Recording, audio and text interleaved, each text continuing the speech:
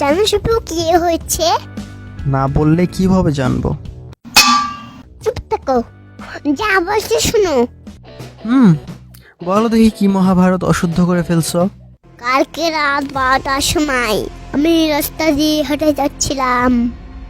সন্ধ্যার সময় টয়লেটে যাওয়ার জন্য যার 10 জন লাগে, ও নাকি রাত 12টায় একা যাচ্ছিল। কোথার মধ্যে পা ঢুকে দাও কে? আচ্ছা বলো, তারপর কি হলো? তারপর আমি বিশাল একটা জঙ্গলের ভিতর চলে গেলাম। হাতে সময় বাঘ আসলো। আরে বাঘ কি কখনো হাতির সমান হয় নাকি? তুমি দেখছো, হাতির চেয়ে বড় বড় বাঘ থাকে। আচ্ছা তারপর? বাঘ আমাকে বললো, কেমন আছো মুনিয়া?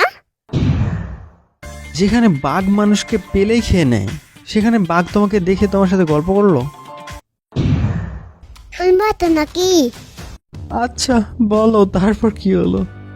আমি বললাম, তুমি লঞ্চ করেছো বাঘ? আরে ওইটা নন্স না, লাঞ্চ হবে। আর রাত 12টার সময় কি কেউ লাঞ্চ করে?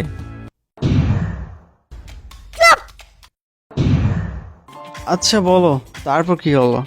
তারপর আমি বললাম, বাঘ তুমি কি আমার বাড়িতে যাবা? আমার বাড়িতে 2টা বাঘ আছে। একটা ছেলে আছে আমাদের বাড়িতে, খেলছে খেলছে একটা 2টা বাঘ নিয়ে।